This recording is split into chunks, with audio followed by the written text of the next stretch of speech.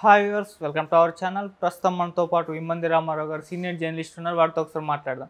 Sir నమస్కారం sir. నమస్తే బాబు. Sir మన నిన్న ప్రభాస్ గారి కల్కి 2898 మూవీకి సంబంధించిన ట్రైలర్ రిలీజ్ అవ్వడం మనం చూసాం సార్. సో ట్రైలర్ చూస్తే హాలీవుడ్ రేంజ్లో ఉంది అని చెప్పేసి అందరు కూడా మాట్లాడుకుంటున్నారు. ఆ విజువల్ ఎఫెక్ట్స్ కానివ్వండి, యాక్షన్ సన్నివేశాలు కానివ్వండి. అయితే ట్రైలర్లో చాలామంది కొన్ని క్వశ్చన్స్ మార్క్స్ అయితే అలా పడిపోయాయి. సినిమా చూసేదాకా వాటికి అయితే ఆన్సర్స్ అయితే తెలియకుండా ఉన్నాయి. అంటే ప్రభాస్ గారిని భైరవ అనే ఒక రోల్లో చూపించారు. మరి కల్కి ఎవరుంటారు, అసలు దీపికా పదుకునే గారి రోల్ ఏ విధంగా ఉండబోతుంది, ఇటువంటి అంశాలన్నీ కూడా. సో ట్రైలర్ చూసాక మీకు ఏమర్థమైందంటే ఏ విధంగా ఉండబోతుంది స్టోరీ, మరి మీ ఒపీనియన్స్ ఈ ట్రైలర్లో ఉన్న ప్లస్లు ఏంటి, మైనస్లు ఏంటి, మీ ఎంటర్ రివ్యూ ఏంటి సార్? అంటే ట్రైలర్ బట్టి కల్కి సినిమాని నాగ్ అశ్విన్ చేయడం పట్ల కొన్ని అనుమానాలు వ్యక్తమయ్యాయి. మహానటి లాంటి మెలో డ్రామా సినిమా తీసిన వ్యక్తికి ఈ కల్కి అనేటువంటి అప్డేట్ సినిమా తీయడం, అల్ట్రా మోడర్న్ సినిమా తీయడం, పాన్ ఇండియా సినిమా తీయడం, అంటే ఇండియాలోనే నెంబర్ 1 స్టార్ అనిపించుకున్నటువంటి ప్రభాస్తో తీయడం, ఆయన కత్తిమే స్వామి. నిజంగా నేను కొంత భయపడ్డా.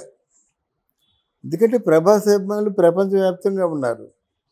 ఈ వీడియోను కూడా చాలామంది చూస్తారు. వాళ్ళందరికీ ఒకటే మాట, ప్రభాస్ అభిమానులందరూ కూడా కల్కి సినిమా ఒక పండుగలో చూడవచ్చు. ఒకటి ముఖ్యంగా ఆయనకి ఇచ్చినటువంటి ఆ గెటప్, ఆహార్యం, ఆ గెటప్ చాలా ఫ్యాన్సీగా ఉంది. ఫస్ట్ ఆఫ్ ఇట్స్ కైండ్గా ఉంది. ఇంతవరకు ప్రభాస్ని ఆ విధంగా ఎవరు చూపించలేదు. సంథింగ్ స్పెషల్ ప్రభాస్లో ఉంది. అయితే ప్రభాస్ దేనికి సూట్ అవుతాడో ఆయన బాడీ లాంగ్వేజ్కి తగ్గట్టుగా కథ మలుచుకున్నారేమో అనిపిస్తుంది అన్నమాట.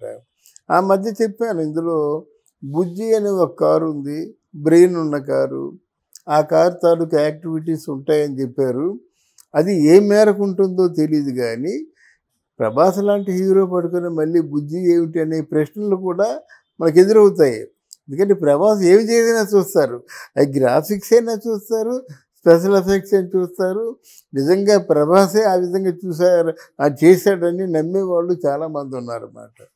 అలాంటప్పుడు ఆయన ద్వారా మరికొంచెం కథాపరమైనటువంటి సన్నివేశాలు, కథలోంచి వచ్చినటువంటి సన్నివేశాలను రూపొందించుకుంటే బాగుండేదని ఒక ఆలోచన.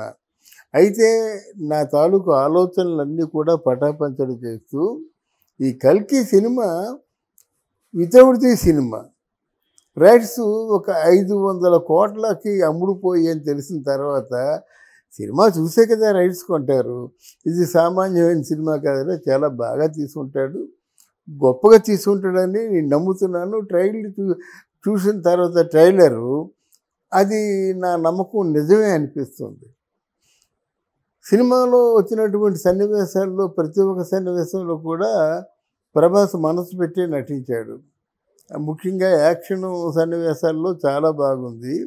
తర్వాత ఈ సినిమాలో ముఖ్యంగా కమల్ హాసన్ కూడా మర్చిపోలేని పెర్ఫార్మెన్స్ చేశాడు.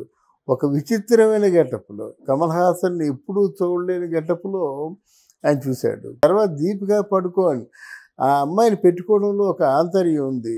భారతదేశమే కాకుండా ప్రపంచవ్యాప్తంగా చాలా క్రేజియెస్ట్ స్టార్ దీపికా పడుకోన్.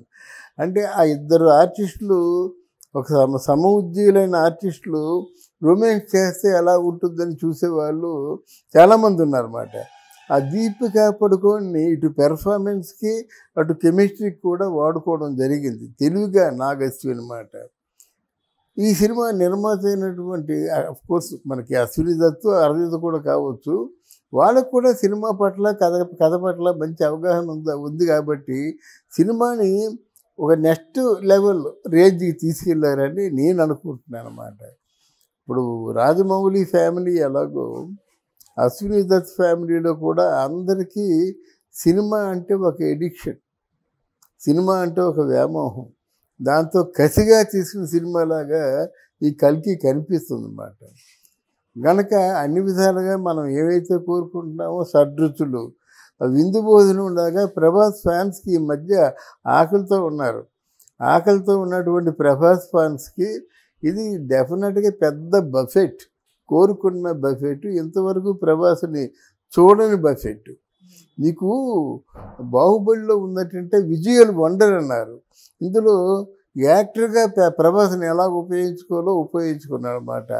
6 అడుగుల పర్సనాలిటీ పైన ఉన్నటువంటి వ్యక్తిని ఎలాగ ఉపయోగించుకోవాలి అనేది జనం కేరింతలు కొట్టి చప్పట్లు కొట్టేలాగా నాగ్ అశ్విన్ తయారు చేసుకున్నాడు అనమాట. ఇది డెఫినెట్గా ప్రపంచవ్యాప్తంగా మంచి సినిమా అవుతుంది. డెఫినెట్గా మంచి సినిమా అవుతుంది. అయితే సార్ ఈ సినిమాకి సంబంధించిన ప్రమోషన్ అంటే ఇంత మంచి కంటెంట్ పెట్టుకున్నారు కదా, ఇంత బాగా ట్రైలర్ రిలీజ్ చేశారు, కాకపోతే పెద్ద రేంజ్లో ప్రమోషన్ చేయట్లేదు అన్న విషయం అయితే సోషల్ మీడియాలో వినిపిస్తుంది సార్. అంటే ఈ సినిమాకి తగ్గట్టు ప్రమోషన్ RRRకి మనం చూసాం ఏ రేంజ్లో చేస్తారు, అటువంటి ప్రమోషన్ ఇంకా రాలేదు. మరి ఎప్పుడు మొదలు పెడతారా, ఎప్పుడు ఈ సినిమాకి సంబంధించిన ఇన్ఫర్మేషన్ మొత్తం దేశవ్యాప్తంగా ప్రచారం చేస్తారని చెప్పేసి అందరు కూడా వెయిట్ చేస్తున్నారు. అంటే నువ్వు అడిగిన ప్రశ్న చాలా మంచి ప్రశ్న. ఇక్కడ రాజమౌళితో మనం ప్రమోషన్ కంపేర్ చేయకూడదు. రాజమౌళి సినిమా అంటే థియేటర్స్కి వెళ్తుంది అనేసరికి రాజమౌళి సినిమాని ప్రమోట్ చేయడం పెద్ద క్రెడిట్ అనుకొని ఈ సోషల్ మాధ్యమాలు వాళ్ళే కోరి ప్రమోట్ చేస్తుంటారు. ఆ రాజమౌళి సినిమా గురించి చెప్పుకోవడం పెద్ద ఫ్యాషన్ ఈరోజు. ఫ్రీగా ఉందన్నమాట. ఎక్కడికి వెళ్ళిపోయినా వాళ్ళ తాలూకు ఫ్యాన్స్ వీళ్ళందరూ దుబాయ్ వెళ్ళినా, సింగపూర్ వెళ్ళినా, కువైట్ వెళ్ళినా, ఎక్కడికి వెళ్ళినప్పుడు కూడా వాళ్ళు ఫ్యాన్స్ భారీ ఎత్తున నిర్వహించేటువంటి ప్రమోషన్స్ అవి. డబ్బుతో నిర్వహించాలంటే కష్టం కదా. ఇప్పుడు సపోజ్ అందరూ దుబాయ్ వెళ్ళాలి, ఎంత కష్టం అవుతుంది. అందరూ ఎక్కడికో వెళ్ళాలి, ఎంత కష్టం అవుతుంది. అదే రాజమౌళి అయినట్టయితే ప్రమోషన్స్కి డబ్బు ఖర్చు పెట్టవలసిన అవసరం అంతగా రాదు. తర్వాత ఏంటంటే రాజమౌళికి సినిమాని ఎలా ప్రమోట్ చేయాలో బాగా తెలుసు. సినిమా కథ అంతర్లీనంగా చెప్పకనే చెప్పి బ్రహ్మాండమైన కథ అనిపించుకుంటాడు. ఆ టాక్టిక్స్ వేరే వాళ్ళ దగ్గర లేవు. కానీ సినిమాలు బాగా చేశారు. సినిమాని జనంలో తీసుకెళ్ళాలి. సినిమాలో అన్ని భాషల వరకు కూడా పరిచయం చేయాలి. అంటే రాజమౌళి స్టైల్ ఆఫ్ ప్రమోషన్ వీళ్ళు కూడా తీసుకోవాలన్నమాట. ఎందుకు సినిమా తీసాం కదా, బాగుంది కదా, సినిమా మాట్లాడదు అనుకుంటే సినిమా ఈ రోజుల్లో మాట్లాడదు. మనమే మాట్లాడేలా చెయ్యాలి. అది ఆ విషయంలో నాగ్ అశ్విన్ కూడా చాలా జాగ్రత్త తీసుకోవాలి. సినిమా తీయడంతో దృష్టిలో పెట్టుకొని క్యాలిక్యులేట్ చేసుకొని ఆ మార్జిన్ మనీలో కొంత మనీ ప్రమోషన్ కోసం ఉపయోగిస్తారని మనం కోరుకుందాం. అప్పుడు మీరు చెప్పినట్టుగా అలాగైనట్టయితే వీళ్ళిద్దరూ ఒకటి కాదు కదా. ఈయన చంద్రబాబు, ఆయన పవన్ కళ్యాణ్, వీళ్ళిద్దరూ ఒకటిగా ఉండాలి కదా. అదే మనం కోరుకుంటున్నాం కదా. శరీరాలు వేరైనా ఆలోచన ఒకటిగా ఉండి ఆంధ్రదేశాన్ని పరిరక్షిస్తారని మనం ఓట్లు వేసాము. ఇప్పుడు హోమ్ ఆయన దగ్గర ఉంచుకుంటే అది స్వార్థమే కదా. ఆర్థిక రెవెన్యూ ఫైనాన్స్ అంతా ఆయన దగ్గర ఉంచుకోమని చెప్పని తప్పులేదు. హోమ్ అంటే అసలు ఆంధ్రప్రదేశ్ ఇంతగా నాశనం అయిపోయిందంటే దానికి కారణం లా అండ్ ఆర్డర్ సక్రమంగా లేక, ఇన్ని హత్యలు, మానభంగాలు, అత్యాచారాలు వీటన్నిటికీ కూడా కారణం 36,000 మంది కనిపించకుండా పోయారంటే హోమ్ కాదమ్మది. దాని మీద అంటే కట్టుదిట్టమైనటువంటి ఎడ్యుకేషన్ ఉండాలి. అంటే కార్యాచరణ ఉండాలన్నమాట. వినేసి ఊరుకున్న వాళ్ళు, పోలీస్ స్టేషన్లో పడుకున్న వాళ్ళు, గెస్ట్ హౌస్ల్లో పడుకున్న వాళ్ళు, గెస్ట్ హౌసుల నుంచి పంచాయతీ పెట్టేవాళ్ళు మనకు అవసరం లేదు. రోడ్డు ప్రజల్లోకి వెళ్ళిపోవాలి. ప్రజల్లో ఎన్ని ఇబ్బందులు పడుతున్నారో చూసుకోవాలి. ఈయన కొత్తగా ఉన్నాడు కాబట్టి ఆ ఇంట్రెస్ట్ ఈయనకు ఉంటుంది.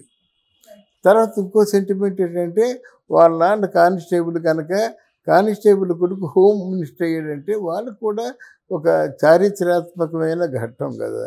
అందువల్ల హోమ్ కూడా ఇస్తే అది గౌరవించినట్టు ఉంటుంది. కానీ లేకపోతే అప్పుడు చంద్రబాబు గురించి ఆలోచించవలసి ఉంటుంది. Okay sir, thank you so much. Thank you అమ్మా.